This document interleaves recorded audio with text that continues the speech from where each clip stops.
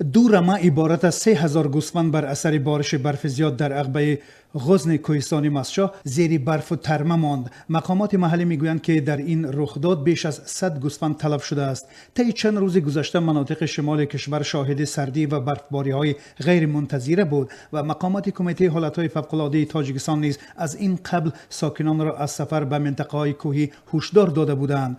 لطیف باباجانوف رئیس خواجگی به نام باباجان غفوروف جماعت دهات غزن ناحیه کوهستان ماسچا روز 2 اکتبر در صحبت با رادیو آزادی گفت که دو رمه عبارت از 3000 گوسفند که به ساکنان ماسچای نو و ماسچای کوهی تعلق دارد روز 28 سپتامبر هنگام انتقال از چراگاه تابستانه یخناب به چراگاه زمستانه دلورزین در عقبه غزن زیر برف و ترمه ماند. به گفته وی در پی این حادثه حدود 100 گوسفند تلف یافت و نیز 2 چوپان را سرما زده است.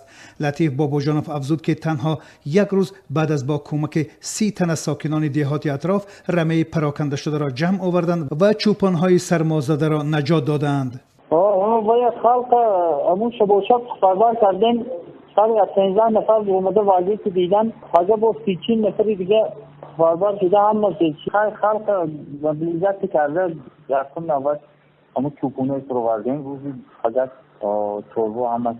سیف الله زیایف سرچوپان یکی از رمه ها بر رادیو آزادی گفت وقتی از منطقه یغناب به عقبه غزن رسیدند ریزش برف سر شد و بعد نیم ساعت آنچنان تند بارید که چوپان ها به کدام سمت حرکت کردن گوسفند ها را نمیدیدند و تا ساعت 6 بیگاه وضع بدتر شد. در همین حال بابا قاضیف یک مسئول کمیته حالت های فوق العاده تاجیکستان در ناحیه کوهستان ماسچا به رادیو آزادی گفت که پس از دریافت این خبر 15 تن از ساکنان دهات اطراف را به مساعدت چوپان ها فرستادند.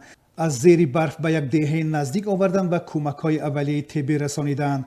وی افزود که روزهای نزدیک این رمه‌ها به چراگاه‌های تابستانه دلورزین انتقال داده می‌شوند، ولی حالا تا رسیدن به دلورزین چوپان‌ها را لازم آید تا از دو گردنه مشکل گذر گردنه کمادان و آبردن عبور نمایند.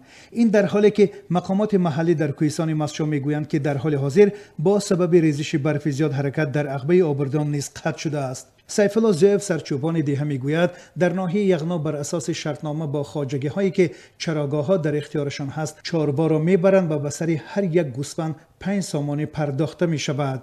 به این ترتیب اگر رمه از 1000 گوسفند عبارت باشد در ماه 5000 سامانه پرداخت خواهند کرد. زیایف افزود امسال از هر دو ناحیه ماسچا در منطقه یغناب حدود 30 رمه میچرید و با اندک بهبود یافتن وضع هوا به طرف چراگاه های زمستانه حرکت خواهند کرد.